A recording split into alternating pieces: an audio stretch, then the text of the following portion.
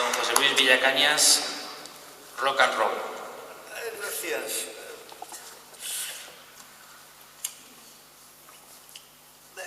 Yo creo que conviene decir algo de entrada, ¿no? Puesto que no podemos ignorar que esta mesa se ha planteado, no sé con qué espíritu diabólico, maléfico, como un debate entre la escuela de Gustavo, o eximio representante de la escuela de Gustavo, y mi humildísima y solitaria figura, ¿no? Que no pertenezco a ninguna escuela y que naturalmente espero no pertenecer a ninguna. Esto está íntimamente relacionado con mi intervención de la mañana, ¿no? De configurar instituciones, la institución de la filosofía española, comprenderla como una institución republicana, abierta, capaz de acompañar el tiempo, capaz de evolucionar, capaz de generar un cuerpo prudencialmente relacionado, capaz de generar una unidad de ánimo, unidad procedimental de ánimo, o de considerar que el momento en que se produce la irrupción de un pensamiento muy productivo, muy estimable. Yo lo explico en clase, en mi seminario de filosofía contemporánea, como es el pensamiento de Gustavo Bueno, en cierto modo ya es un cristalizado que debe ser autorreferencial y producirse miméticamente a sí mismo, ¿no? Yo creo, como he dicho, que respeto y admiro la obra de Gustavo Bueno. Creo que es el resultado más poderoso del estado de la filosofía en la franja que va de los finales 60 a los 80. Es una producción muy original, es muy rica, muy bien articulada, pero que está sobrecargada, obviamente, como toda obra humana, del espíritu de la época. Es un espíritu de la época complejo, porque Gustavo Bueno era un hombre extraordinariamente informado, conocía muy bien todo lo que se hacía en ese momento, posiblemente el que mejor conocía, el mejor informado acerca de la filosofía en su época, pero al mismo tiempo era un hombre que tenía, ¿no? Desde el punto de vista lamarckiano, pues marcas, hábitos, estructuras mentales que eran específicamente hispánicas y que pertenecían a su propia estructura de formación, ¿no? Mi maestro Montero solía decir que Gustavo Bueno era el hombre que mejor conocía la escolástica de España, que no había otro que pudiera citar de memoria a Santo Tomás y que la escolástica había ordenado, ¿no?, su propia mente. Pero en realidad su teoría de la ciencia era extraordinariamente cercana al estructuralismo y aunque es uno de los que primero cita a Ladrieir y es uno de los que primero reconoce la imposibilidad de los límites internos de los formalismos, es un hombre que en cierto modo está atravesado por este espíritu de la época. En mi opinión, desde los años 70 y 80 hasta ahora, evidentemente la filosofía ha evolucionado mucho, todo el postestructuralismo ha estado ahí sobredeterminando el momento, y las ciencias humanas y sociales, naturalmente, que han evolucionado de forma muy intensa. Y creo que sería muy productivo que los pensadores que se basan en su sistema estuvieran en condiciones de contrastar de un modo franco y de un modo sincero las visiones que de los mismos temas tiene Gustavo Bueno, pero contrastadas desde otros desarrollos que podrían ser más actuales, ¿no? Por ejemplo, la cuestión del pensamiento inverso de la teología, ¿no? Bueno, evidentemente esto, la ciencia alemana ha hablado mucho de secularización, ha hablado mucho de la limitación misma de la teoría de la secularización, ha hablado mucho de la estructura metafórica de la secularización, ha hablado mucho de la necesidad de distinguir entre un uso metafórico de todos los problemas de la secularización y un uso sustancial. En fin, hay un montón de reflexiones que podrían... Sucede lo mismo con el problema del mito, ¿no? La reflexión sobre el mito, basta invocar el libro de Blumenberg, Trabajo del mito, para darnos cuenta, o cosas menos conocidas, por ejemplo, Furio Jesse, tipologías de mitos que organiza Furio Jesse, podría ser muy interesante para ir más allá, o para al menos estar en condiciones de discutir acerca de esta diferencia que me parece un poco trivial, lo digo con franqueza, entre mito iluminador y mito oscuro, ¿no? Yo, para entrar, o sea, quiero decir que me estimula mucho este tipo de debates cuando efectivamente no se encierren en la vieja cuestión del espíritu y la letra, ¿no? Esto es cuando la obra de Gustavo Bueno no se invoque como principio de autoridad, sino que genere argumentos que estén en condiciones de decir por qué es relevante en este momento determinado. Yo creo que lo relevante de aproximarnos a Mariana en respecto del problema de la economía no es relevante por ver si Mariana cumple o no cumple las condiciones de Gustavo Bueno acerca de lo que es una ciencia, o no es relevante por saber si la economía en el siglo XVI cumplía o no cumplía las condiciones las 4 condiciones de Gustavo Bueno. Yo creo que el problema real es que Mariana forma parte de una tradición que desde Bartolo de Sassoferrato tiene una aspiración a identificar lo que es el tirano, ¿no? Y naturalmente uno de los elementos del tirano es la producción de inflación. Esto se ve en todos nuestros reyes, que uno de los elementos de la potestad regia fundamental es mantener el valor de la moneda. Una de las cosas que constituye realmente un crimen de lesa majestad es alterar el valor de la moneda. Esto se puede ver en todas nuestras historias medievales. En una tradición más republicana, más intensamente republicana, más parlamentarista como en la Corona de Aragón, se puede ver perfectamente que en todas las cortes la corte impone al rey que no altere el valor de la moneda, porque en el fondo eso todo el mundo sabe que es ir en contra del derecho natural de propiedad. O sea, que desde este punto de vista, claro que no existe la ciencia de la economía, en el sentido en que Adam Smith establece la ciencia de la economía, pero finalmente eso no es lo relevante. Lo relevante, efectivamente, es que Mariana no está en la línea de la modernidad, no está en la línea de la construcción de la economía política. Mariana está en la línea de la obligación que tiene el rey de defender el derecho natural, de no alterar el valor de los bienes, de no alterar el precio justo y de no alterar el valor de la moneda. Punto. Ahora, ¿por qué esto es relevante? Bueno, esto es relevante, efectivamente, ¿por qué esto es relevante para los liberales? Obviamente, porque los liberales son fundamentalmente están sobre todo interesados en todos los problemas de la moneda. Son monetaristas y quieren, naturalmente, ver en Mariana y en toda la tradición de derecho natural, y esto es la cuestión, por eso no quieren que el Estado tenga este poder de derecho natural, mantenimiento del valor de la moneda. Y por eso todos estos debates, Mises, Hayek, todos estos, proceden fundamentalmente de un momento histórico muy preciso, que ellos ven analógicamente parecido a los momentos de la teología que se implica. Acordaos, Vitoria, el teólogo es el hombre universal, por lo tanto se tiene que implicar en todos los problemas de la vida social, ven algo parecido analógico. Pero el problema de Hayek, el problema de von Mises, es el problema de si la Alemania que está en guerra, y la Austria que está en guerra con Alemania, tiene que financiar la guerra con deuda pública o con inflación. Este es el problema, ¿no?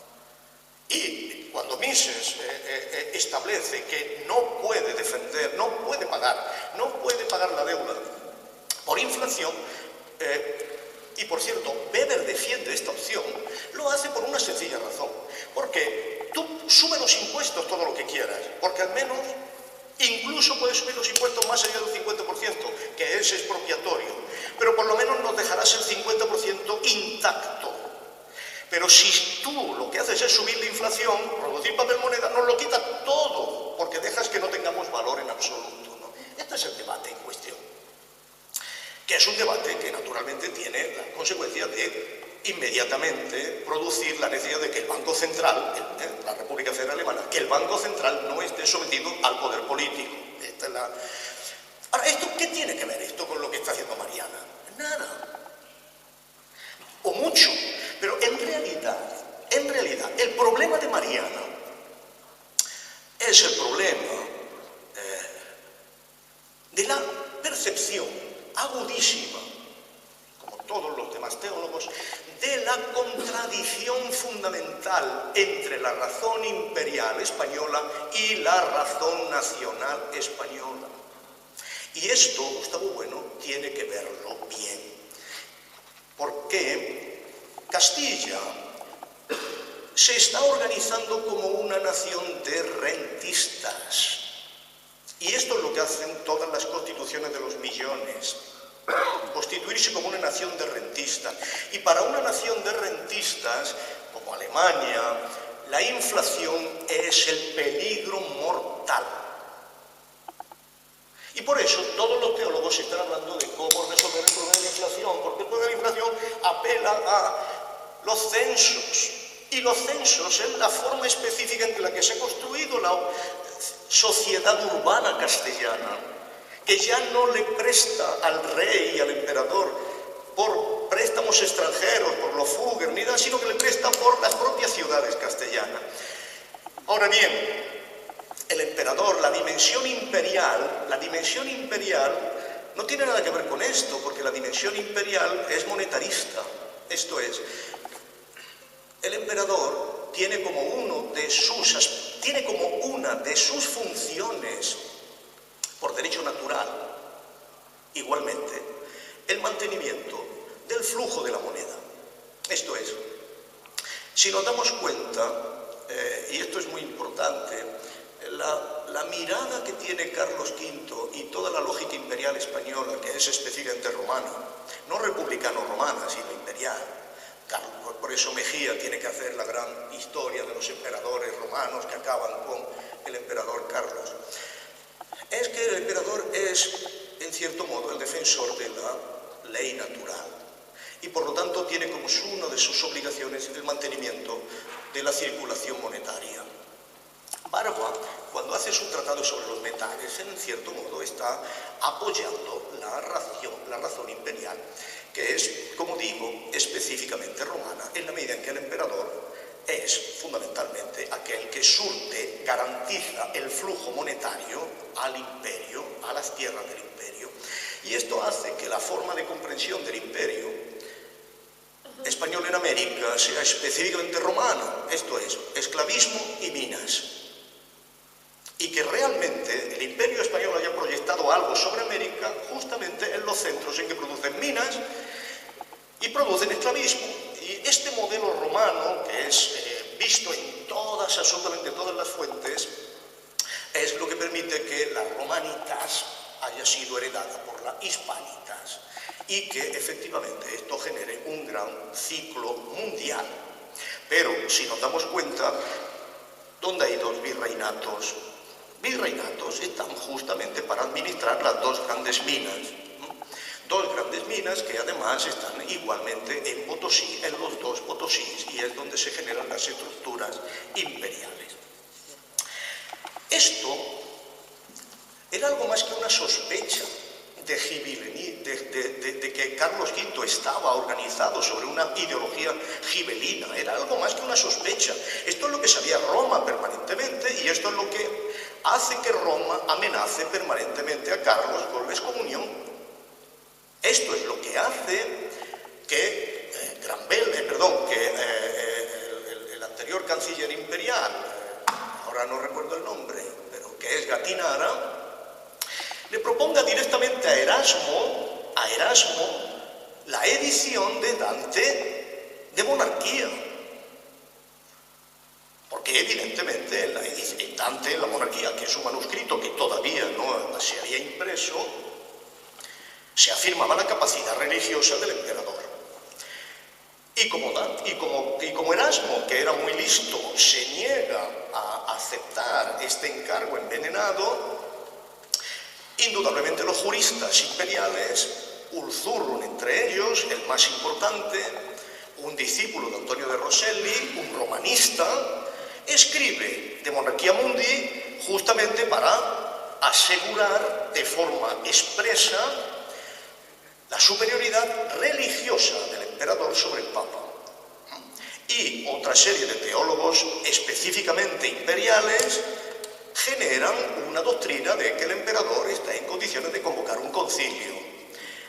Esto, naturalmente, que es algo más que una sospecha, esto era la realidad del imperio español, respecto al cual los castellanos siempre han tenido extraordinarias reservas, porque, como es obvio, tenía como consecuencia algo decisivo, algo que vemos en el principio mismo del imperio, que América no correspondía a la nación castellana, sino al emperador.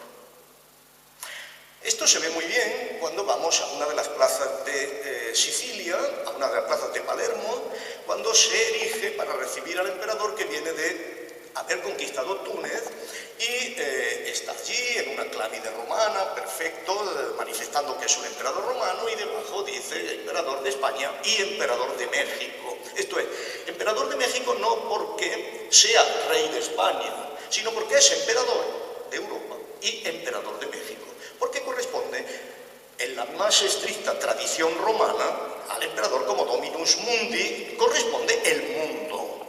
Y esto es lo que determina que tan pronto el emperador toma posesión del imperio, lo primero que hace es mandar a Venezuela una serie de alemanes, franciscanos alemanes, para colonizar Venezuela. Y esto las Cortes de Toledo de 1522, inmediatamente después de las comunidades, dicen: señor emperador, esto es nuestro, esto no pertenece al imperio, esto es Castilla, y por lo tanto los imperiales, ninguno de los pueblos sometidos al imperio debe poner las manos allí. Por lo tanto, es muy importante darnos cuenta de que los intereses imperiales no eran per se coincidentes con los intereses castellanos.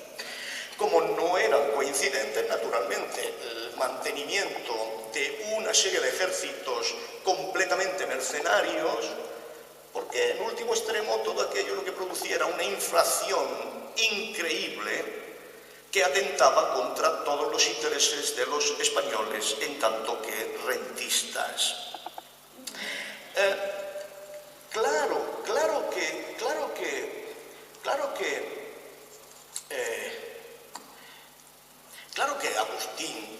que Agustín habla y dice con toda claridad que si no se produce la justicia es indistinguible un estado de una banda de ladrones. Claro que Agustín habla mal de Alejandro, pero Alejandro no es Roma. Claro que hace una contraposición entre Babilonia y Roma, que se basa en el Apocalipsis, pero fundamentalmente porque la Roma, que es Babilonia, Apocalipsis, es la Roma de Calígula, es la Roma imperial. Es el imperio, no los reyes, esto es el imperio, no las repúblicas, lo que es contrario a la estructura específica del cristianismo. Y de hecho, toda la política cristiana, católica, perdóname, es la aspiración de eliminar el poder imperial. Desde Gregorio VII no hay posibilidad, esto lo ha explicado muy bien Figgins, y lo han explicado muy bien los italianos, que muestran cómo la aspiración fundamental de Roma, de la Roma católica, es impedir por todos los medios la construcción de un imperio fuerte. ¿Cómo es Roma la que ha inventado que el rey en su reino es igual que el emperador en el imperio? Es Roma la que ha fragmentado permanentemente el imperio respecto de la posibilidad de que la plenitud o potestatis pape pueda ser impugnada. Y es Roma la que miró permanentemente con hostilidad al imperio español por encima de cualquier otro poder. Y es Roma la que puso la que estuvo con las sentencias de excomunión firmadas a la vez, y esto lo estudia muy bien Tellechea, que no es un sospechoso de nada, a Carlos V, a Felipe II y al emperador Fernando. Y fue Carlos V y Felipe II los que le dieron la orden a Alba para que fuera un segundo saco de Roma si esas bulas de excomunión no se rompían. Y el Papa rompió las bulas de excomunión con los ejércitos de Alba desde Nápoles subiendo hacia Roma. Fue Roma la que hizo una misa por la eterna alma del rey protestante Gustavo Adolfo, con la finalidad de que no se volviera a reunir la Casa de Austria madrileña con la Casa de Austria de Viena, para hacer del Papa un sacristán de la Casa de Austria. Fue Roma la que temió permanentemente la política de la Casa de Austria. Y esto se puede ver en las fuentes tan pronto queramos. Y yo acabo con esto, es muy breve.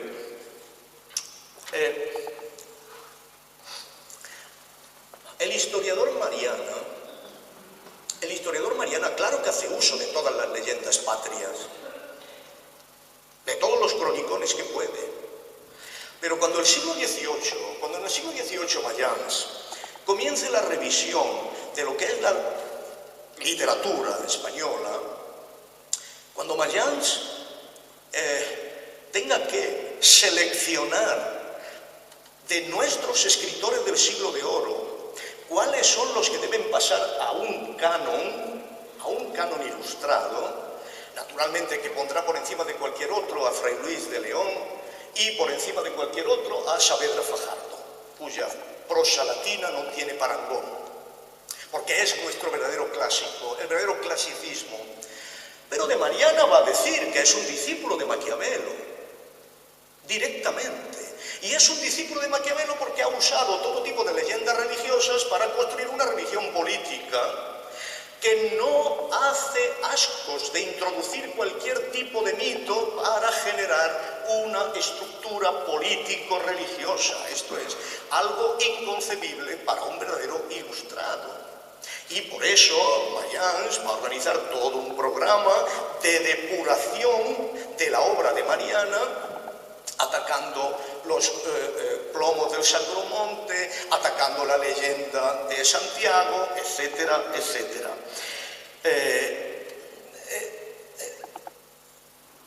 La cuestión de Alfonso II y Alfonso III es muy importante. Yo estoy de acuerdo con esto.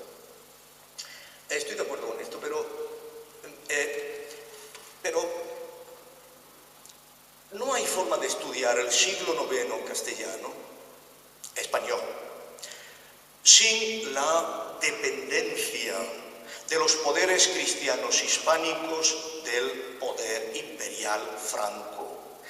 No hay forma de entender la construcción de la Marca Oriental y la construcción de los condados catalanes sin la presencia formidable del imperio franco.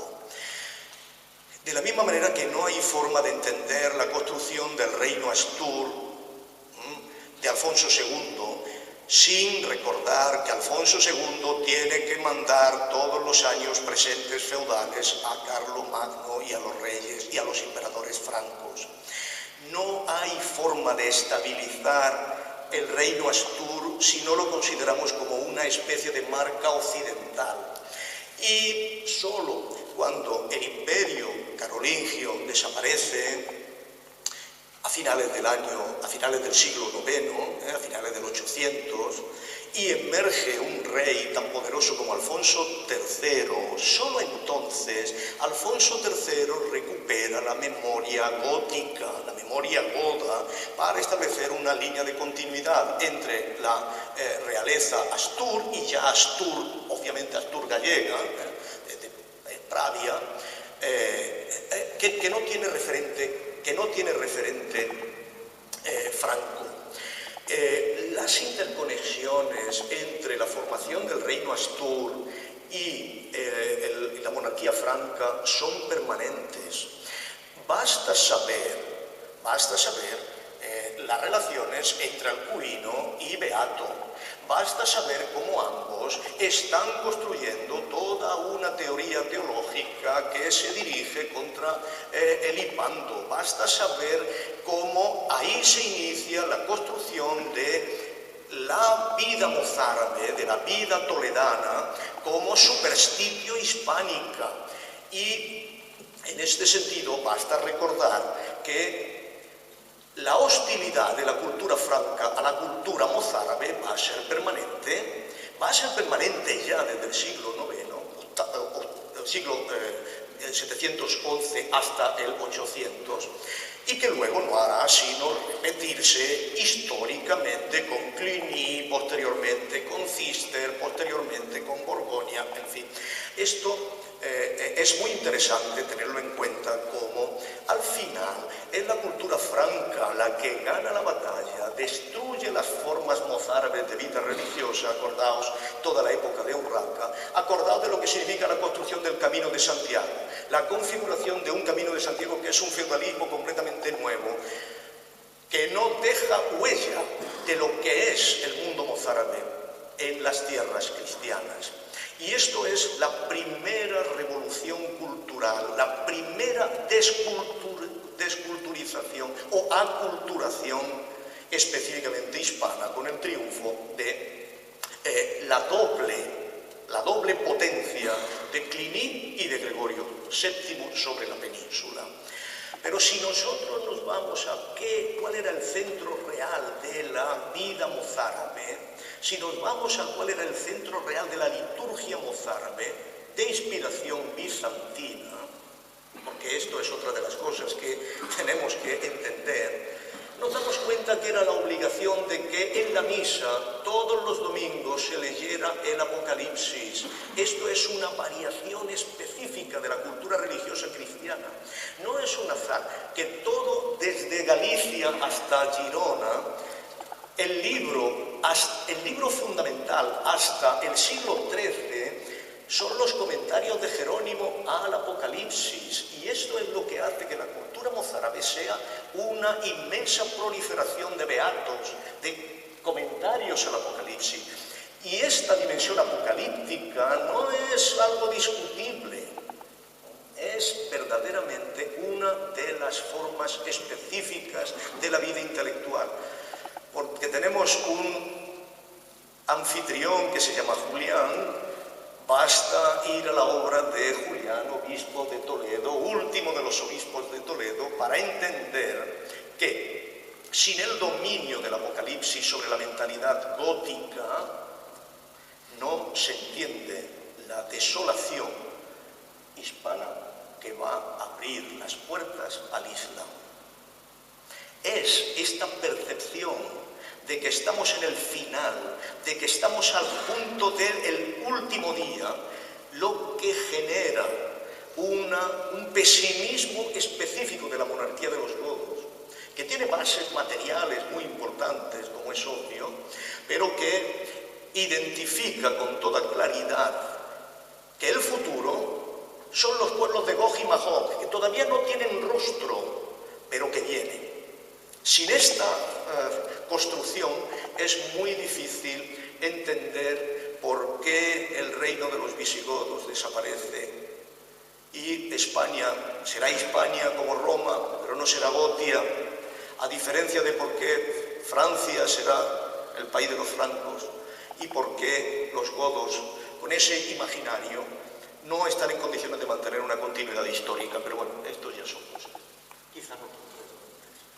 Muchas gracias, don José Luis. Les propongo una cosa, ponentes, congresistas. Acabemos en 15 minutos, pero creo que es justicia que los otros ponentes también puedan contestar. Pero en 15 minutos voy a cortar de forma abrupta, sobre todo en consideración a los trabajadores del Centro Cultural. Y bueno, y además hay una cosa que también hay que recordar, que vamos a estar comiendo juntos. O sea, esto como pasa en el fútbol, lo que pasa dentro del campo se queda en el campo y luego vamos a comer juntos, ¿no? Que es propiamente español. Adelante, don Carlos. Voy a hacer un comentario muy breve, ¿no? En primer lugar, me voy a centrar sobre todo en la exposición que ha hecho el profesor Villacañas, muy abundantísima, llena de ejemplos, de datos, pero que a mí a veces me sucede que los árboles no me dejan ver el bosque. No sé muy bien, quizás por mi mentalidad sistemática, pero voy a intentar sobre todo centrarme en varias cosas del principio, ¿no? Comenzaré por esa parte que a mí me ha sorprendido, porque yo pensé esa especie más ad hominem, más que ad rem, ¿no? De siempre hacer un metaanálisis de la figura de Gustavo Bueno, cuando, yo esperaba que viniera más a hacer un comentario ad rem de lo que yo había dicho. Pero bueno, sí, pero bueno, el otro ha quedado ahí ya planteado, ¿no? Como una especie de chicuelina, ¿no? Con la filosofía taurinos.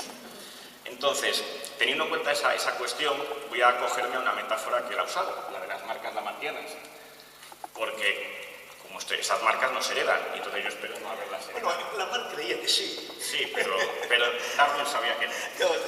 Entonces, acogiéndome a esa metáfora, ¿no? Yo voy a intentar decir, como aquí no está Bueno, sino el que soy yo, voy a contestar no al análisis de la figura de Gustavo Bueno, que debería contestarlo él, sino a lo que toca mi interseca con mi ponencia. Y ahí lo que voy a decir son dos cosas. En primer lugar, con respecto a la idea de ciencia de Bueno, yo creo que sin duda la conexión, esto está tratado, es decir, la idea de ciencia de Bueno tiene unos influjos estructuralistas muy importantes, Piaget, etc. Perfecto. Pero donde surge es cuando Bueno está en Salamanca, él se mete en el laboratorio de Antonio Nicolás. Y es un trabajo de campo, muy parecido, fíjate, que seguro lo conoces, a Bruno Latour. Yo creo que la conexión, y esto es algo que si uno ve ahora actualmente los límites donde está la filosofía de la ciencia, todo lo que es, por ejemplo, el nuevo experimentalismo de Ian Hacking, la conexión con la sociología de la ciencia de Bruno Latour, el entronque con la posición de Bueno, es total. De hecho, se puede decir, esto es una opinión, no es el momento de debatirlo aquí porque es un tema más de epistemología, de gnoseología, pero yo creo que la corriente actual, por ejemplo, de la historia cultural de la ciencia, la que se hace, por ejemplo, en el Max Planck, en Berlín, etc., pues nosotros tenemos allí a Lino Campeui, que está allí trabajando, en la corriente de Lorraine Daston, historiadores de la probabilidad y tal. Todo este tipo de corriente encaja muy bien con la posición del materialismo filosófico. En ese sentido, sería un tema de otro debate. Yo creo que sostener que es algo arcaico, habría que discutir mucho. Eso con respecto a lo primero. Y luego, con respecto a ya yendo a la parte más económica, pues fíjate, yo creo que lo que yo he intentado hacer es, no he hecho un hombre de paja, es decir, he leído lo que dicen los liberales, sobre todo Gray Hutchinson, Rothbard, un poco la línea de lo que ya había marcado Hayek. Es decir, la interpretación con la que yo voy no es ni mucho menos la tuya, sino que es precisamente una interpretación que está allí, como si dijéramos, materializada en una serie de libros de la Escuela Austríaca de Economía, y un poco, y de hecho es que su buque insignia es el Instituto Juan de Mariana. Y un poco mi idea ha sido ir por ahí, por esa crítica un poco, y yo creo que mi sensación me ha dado que tu análisis de la situación comparte con eso. Sí. Entonces ahí ya me callo. Sí, comparto con eso, pero creo que lo que hace es contextualizar la obra de Mariana dentro de unas aspiraciones nacionales castellanas que van en contra de las aspiraciones imperiales. En la medida en que la inflación es una consecuencia inevitable de la financiación de la guerra. O sea, estamos hablando desde ese punto de vista. 1605, no estamos hablando en ningún otro momento, estamos hablando de 1605. 1605 hay una presión extraordinaria a favor de que se acabe de una vez las guerras europeas. Y una de las manifestaciones más poderosas de esa presión es que las guerras europeas llevan consigo inflación, ¿no? Y que el rey tiene que acabar reconociendo que tiene deberes de derecho natural con sus súbditos que son mucho más poderosos que sus aspiraciones imperiales. Esta es la cuestión. Lo que sucede es que para los liberales como Rayo, todo lo que es la ciencia de la economía es garantizar la constante monetaria. Y desde ese punto de vista se cogen a Mariana, se podrían haber cogido a Bartolo de Sassoferrato, se podrían haber cogido a todos los clásicos que ven como uno de los elementos de la tiranía la producción de inflación. Esto lo decía Juan de Mariana y lo decía cualquiera que estuviera en la tradición de derecho natural. Desde este punto de vista, sí, Mariana puede ser uno de ellos, pero creo que es importante contextualizar desde el punto de vista histórico algo que yo sé que para vosotros es difícil, a saber que existía una afinidad electiva entre las aspiraciones nacionales y las aspiraciones imperiales. Y creo que esto es un prejuicio histórico que las obras de Gustavo Bueno extienden sin fundamento. Acerca de esto, yo he querido mostrar que las resistencias nacional castellanas en contra de los ideales imperiales, este es el sentido de mi libro, ¿Qué imperio?, fueron ingentes y permanentes.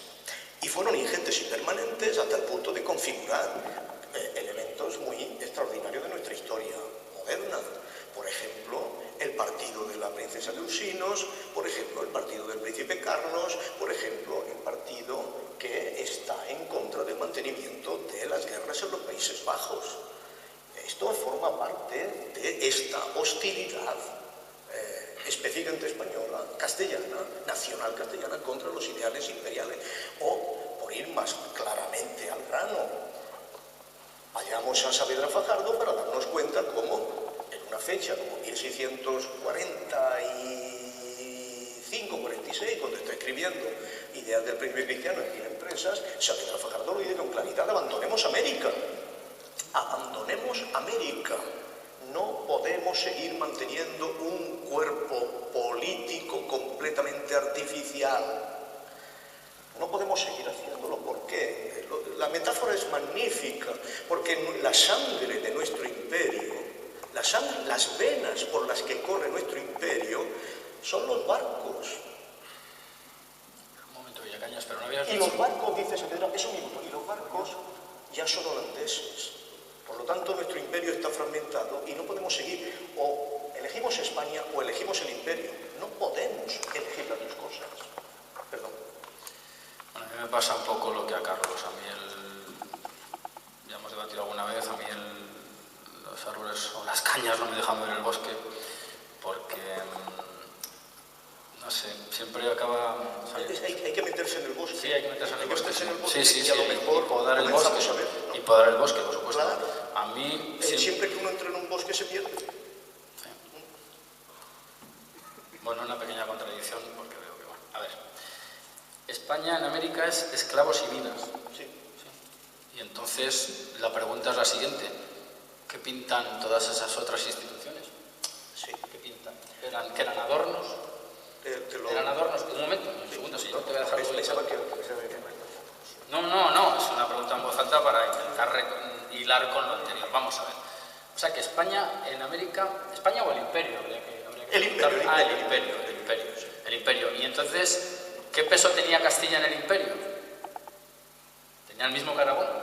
El pactista Aragón, que siempre sale en nuestras conversaciones, siempre sale ese pactismo casi inherente de los aragoneses, como si no existieran cortes leonesas, por ejemplo, premios.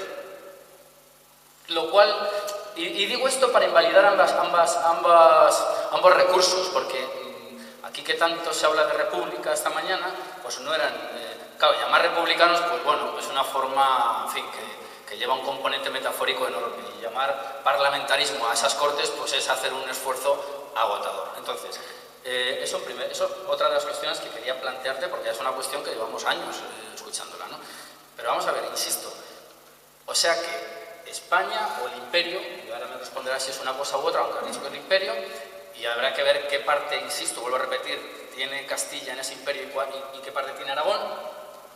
Y por cierto, si metemos el compromiso de Caspe, se complica enormemente la separación entre ambos reinos, no hablamos de los reyes católicos, pero esas instituciones, por supuesto, esas cecas, por supuesto, la institución de la mitad que era prehispánica y que se mantuvo, pero y entonces las repúblicas de indios que se mantuvieron precisamente para favorecer cierta integración tutelada en algunos casos por la Iglesia enormemente, y hay reliquias como Paraguay que están todavía, que son producto de aquellas metodologías. Bueno, y las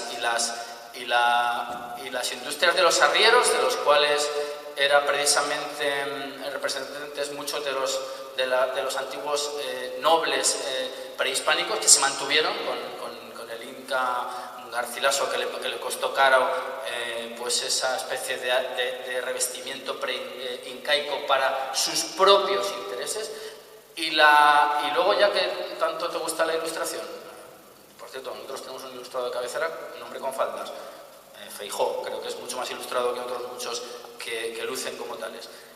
Bueno, ¿y dónde queda entonces en el imperio la pugna entre criollos y españoles peninsulares? Eso también se olvida en ese encapsulamiento de minas y esclavos.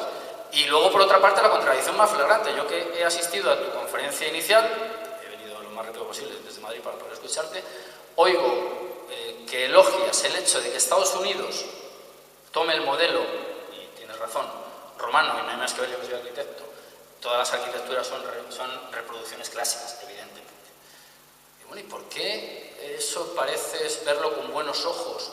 Por cierto, esclavos había alguno que otro, por Luisiana y por esos sitios, y luego acabaron cantando blues, pero después de recoger el algodón. ¿Y por qué en Estados Unidos te parece pues casi loable, y en el caso español pues es un debe? Entonces, bueno, pues yo ahí te dejo toda la suerte.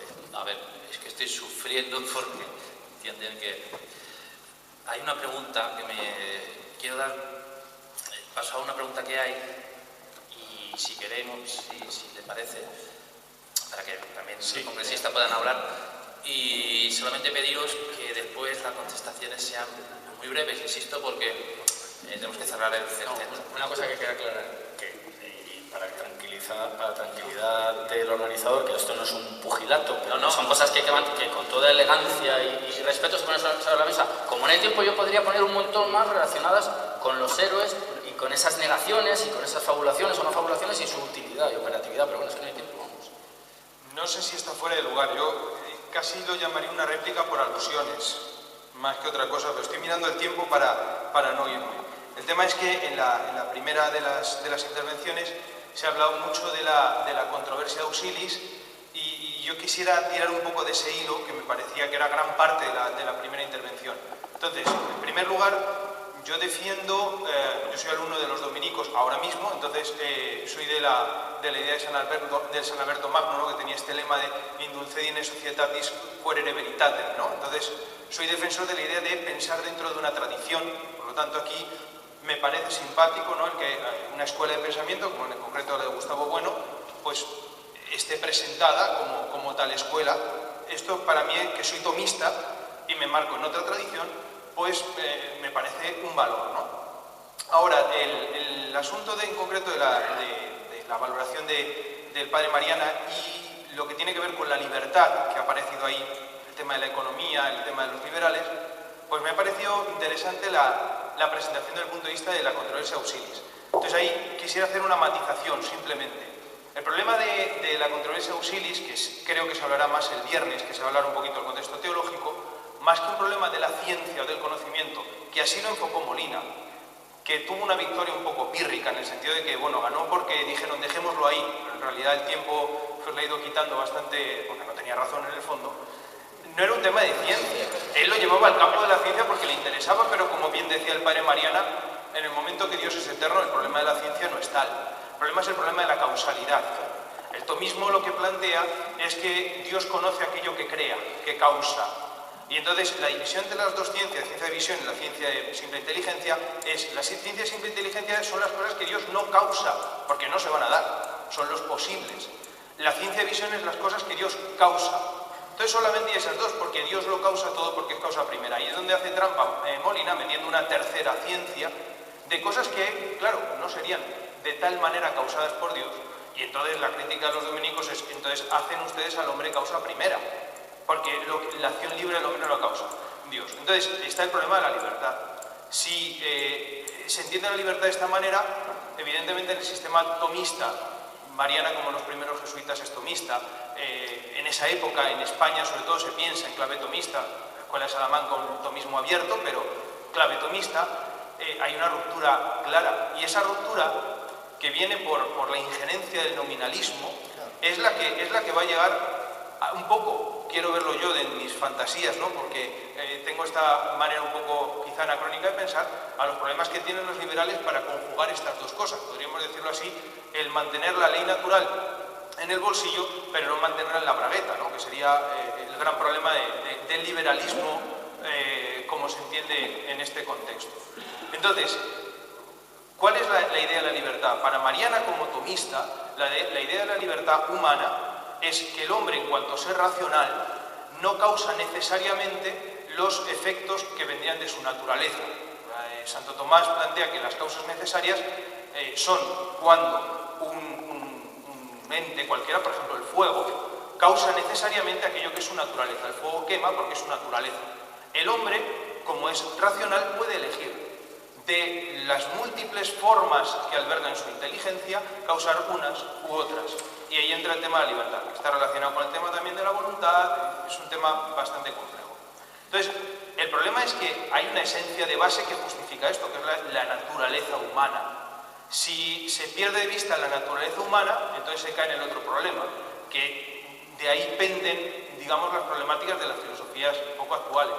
Si el liberalismo económico no tiene una idea fuerte, y hay parte de la Escuela de Austria que me parece que sí que tiene este tema un poco más resuelto, una idea fuerte de la naturaleza humana, evidentemente es problemático querer justificar a Juan de Mariana como economista luchador de la libertad, pero luego no entender, por ejemplo, por qué él defiende que el rey no se tiene que meter en cosas de religión y que la religión tiene que ser algo que es necesario preservar de las, podríamos decir así, de las sucias manos del poder, igual que la moneda. Un tema que hoy es complicado de entender. Entonces, aclarando este punto, me parece que, bueno, pues creo que las dos partes tienen intervenciones positivas, pero es necesario quizá retomar la manera de pensar del padre Mariana, que es el tema atomista, y una tradición hispánica donde efectivamente que el rey no mande sobre la religión, sí, es un acto de libertad, porque si el rey no solamente es señor del poder temporal, sino también del poder religioso, entonces simplemente no hay libertad. Y este es uno de los problemas que tenemos hoy cuando se quiere negar a la libertad un estatuto, perdón, a la religión un estatuto que está fuera de los tentáculos, digamos, del poder civil. Muchas gracias. Muy rápidamente, ¿no? Interesantísima tu aportación. Yo solamente discutiría un detalle, ¿vale? Si podemos verdaderamente decir que Mariana es onotomista. En este sentido, depende mucho de quién escriba el libro. Quiero decir, nosotros desde la Fundación estamos editando todos los libros que tratan la controversia del auxilis prácticamente en el siglo XIX, desde el bando protestante y desde el bando católico. Hace cosa de unos 3 meses salió el de Gerhard, no me acuerdo, el protestante, y ahora va a salir el del católico. Y entonces es curioso, la lectura de Mariana, cuando es citado de una forma muy tangencial, le leen onotomista dependiendo de quién escribe el libro, si es católico o protestante. Y luego, en lo que yo creo la posición dominica que tú defiendes, defender que Dios es causa de nuestra libertad, pues yo creo que al final, quieras o no, nos conduce a la posición de Lutero en deservo arbitrio, ¿no? Cuando decía aquello de que intentar conciliar la predestinación y el libre arbitrio es como intentar que un número sea a la vez par e impar. Yo creo que la posición de Molina, y Molina se presenta arropado de filósofo, es que el punto de partida es el libre arbitrio. Y de hecho él recurre contra los luteranos al argumento ad baculum. El que crea que no puede ser libre, pues palos. Pero vamos, interesantísima, Señores, de verdad que mi libertad me pediría seguir, pero es que creo que tenemos que terminar. Es una pena porque yo sé que aquí hay gente que necesita empieza a decir cosas. Pero... al menos una, ¿no? Al menos gracias por las preguntas. Espero que el diálogo continúe, ¿no? Porque son muy interesantes. Les cito a las 4:30 para la ronda de comunicaciones ya en el Salón de Actos de la UNED. Después a las 6 de la tarde habrá una conferencia a cargo de don Jacinto Rivera de Rosales. Y después presentación de un par de libros relacionados evidentemente con el padre Mariana. Muchas gracias.